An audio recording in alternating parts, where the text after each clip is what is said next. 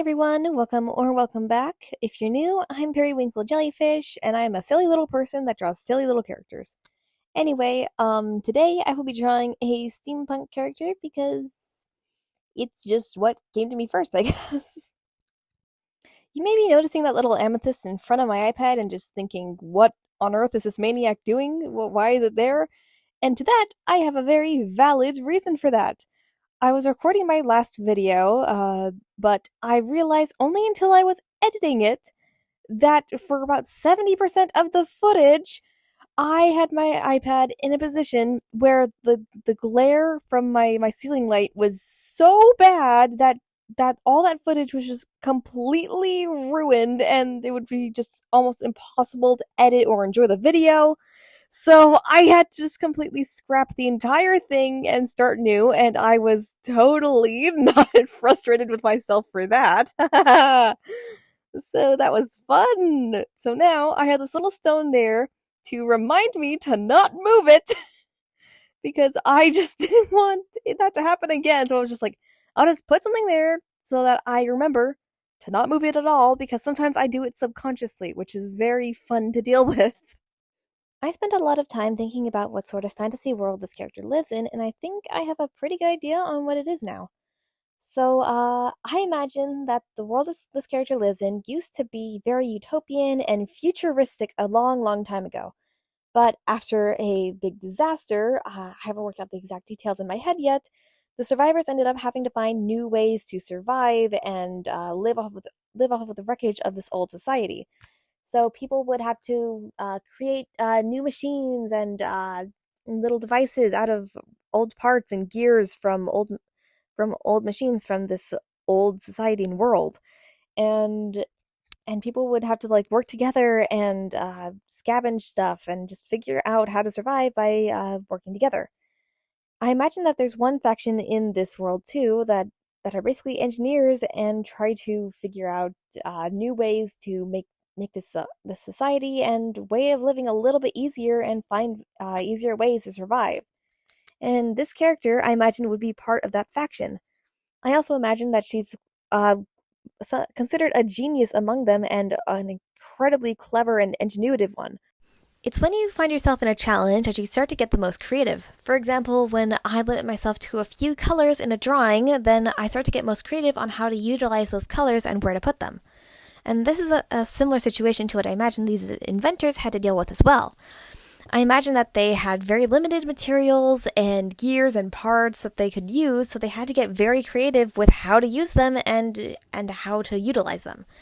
So I imagine that these people were able to figure out new ways to use these gears and gears and parts in ways that they never could have thought were possible before. So in a way, they reached new heights because they didn't have many other options, which is kind of impressive. Something about this character seems so graceful, yet messy and unorganized. I think it's the fact that her hair is a complete mess, yet her body language and outfit is so just graceful and refined. And honestly, she seems also kind of half asleep and tired most of the time, which I think is just such a really cool character dynamic, and I am completely here for it. My first thought for this character's color palette was to give her some browns and cream colors, but it seemed a little bit too boring to me, so I thought I had to give her something a little bit more colorful and energetic, yet I still wanted it to have kind of a steampunky vibe. And then it came to me that if I used kind of a rusty gold and some somewhat muted colors, then that could still give off a pretty good steampunk vibe while still being colorful and peppy like I like it to. So it was decided that I would just use some rusty gold or just like a kind of muted colors so that things would still be a little bit colorful and fun to look at, but still have that kind of muted steampunky vibe. I imagine this character spends most of her time in her workshop working on new robots, engineering new things, and looking for new parts that she can use for her machines. She seems like a very creative and thinking out of the box type character, but I also imagine that it'd take a little bit of time for her to warm up to, and she'd be pretty antisocial at first. I imagine that she wants to spend most of her time just working on new things that she finds interesting, namely her robots and making new little machines. But once she warms up to you, she'd actually be a fairly helpful person to know, and like she'd just she'd make little machines for you to make your life a little bit easier. And she seems like a really helpful person if she's not still half asleep. I was having a rough time getting my line art to look like the rough sketch it did on paper, so I took a step back and asked some people who are also acquainted with art, and asked them if they had any advice on what I should do next to make the line art look a little bit better. And after getting a little bit of advice, I took a little bit of time to use I think it's called the liquify tool off camera, and just adjust a few things until it looks a little bit better. Once that was done, I was just about ready to do my line art. I ended up just doing a little bit of adjustment to her little hoop earring and then just coloring in her eyes. Her eyes seem a little bit half closed and droopy, which I think really suits her character.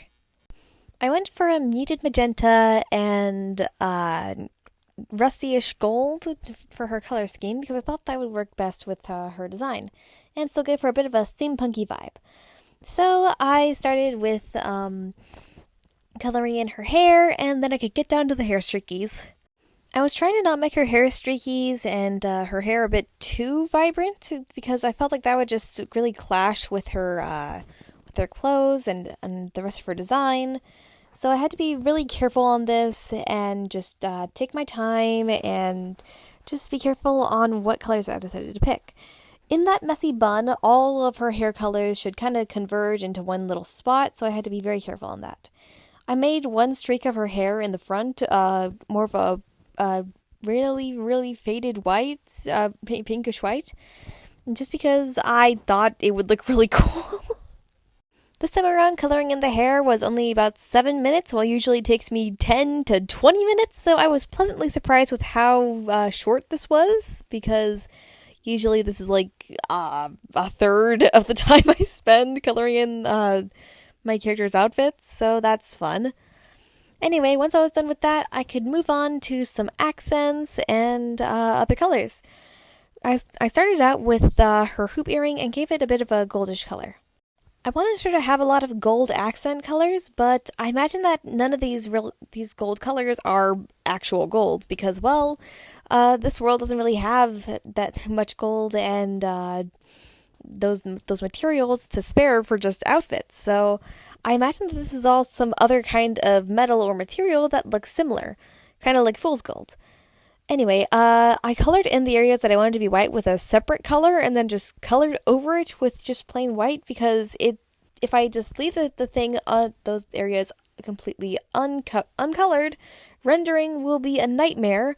But for some reason, it's just easier for me to color in it with something else first, just because then I can see that there's a change to it, and if I use just plain white, it'll just blend perfectly with the background, and that's really difficult to deal with. So I guess that's my strange solution for it. My process is very weird, but I mean, if it works, it works, so that's nice. I was working on her outfit and giving it some muted colors. Yeah, I wanted to make the inside of her hat darker than the rest of it, just for, well, obvious reasons. Shading exists, in most people's art at least. Mine is a bit more rare. Anyway, now I'm coloring in those goggles on her hat and working on the inside of that back tail cape thing on her dress. I went for just a pretty simple, darker version of the already existing colors, and then used a bit of these special tools and materials to create kind of a marbled effect for it, which I think looked really, really cool. The further into coloring everything in I go, the more you can really start to see everything start to be really pulled together and give up the vibe that I wanted it to. Now you can really see that marbled look, and now I'm just adding a lot of gold accents to her design. So there's some in the ruffles and on her belt and in her earrings and in her on her goggles. I also experimented with making her hair color a little bit less vibrant by just graying it out a little bit, but I also had some fun with other layer options just because, why not? So then I fixed a little mistake with the little belt, and I started working on other things, like lightening up the white streak in her hair a little bit. Now I can just work on other things, like getting back to those gold accents. I was just continuing to work on that little gold lace or gold colored lace, and this was a little bit intricate and a little bit time consuming because it was such a tiny little detail. And while working on this drawing, I was experimenting with thinner line art, but it almost looked like the opacity was low for the line art, so I think I'm going to go for something a little bit thicker next time. But the only way to figure out these sort of things and the length of line art and other experimentation is just to, well, try it out and see how you like the effect of it. So that's what I've been doing for several videos now in a row. I've just been checking out tiny little things that might go unnoticed, but I'm noticing them and figuring out what details I like the most and what details I can leave behind. Anyway, I'm almost done with getting these little gold accents in there, and then I can start to work on other little things. For example, her boots. Did I guess correctly? Yes, I did! I wanted her boots to be almost brownish red or brownish pink, but I just had to figure out the exact coloring I wanted for it. I gave her some goldish rimming on the ends of her boots, and then I started to work on coloring in her skin. One of the last steps that I had a little bit of a rough time dealing with was just figuring out what color and opacity to use for her tights, because it just was a little bit tricky to figure out these sort of things. I spent way more time than any normal person should just trying to figure out what effect I wanted for these dang tights, but once I had it, then I had it, and I could move on to just coloring in the line art and then moving on to rendering. Once I thought that I was just about done, I finally just decided to move on from these dang troublesome tights and just figure out what else to do. So now I'm working on her eye color. I gave her these really pretty blue eyes because I thought it would contrast really well with her current color palette and pink design. And I was right. So I just gave her a little bit of detail with some special pens and erased around some mistakes. And once I was done with that, I could actually move on to doing the coloring in of the line art. So now let's move on to that, shall we? So this is a fairly simple process, and I just have to do it really, really quickly, and I'm lazy and usually just do each layer having one specific thing, just because it's an easier route and pretty simple. I'm just trying to figure out what to do next, and just darkening up that eyeline art, and now we're going on to rendering.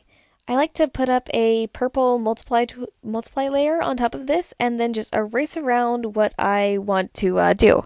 I did not realize until now that my sleeve was just sitting there for a few seconds, so sorry about that. This was a fairly simple process, and I did a little bit of saturation, and then I was done. So here's the finished character design, and of course this character deserves a name, so if you have any ideas, please don't be shy and let me know what you think I should name her in the comments below. And of course, if you have any ideas or recommendations on what I should do next, go ahead and tell me if you have any ideas as well. I'd be happy to hear it. So I believe that's all, and I will talk to you again soon. Bye!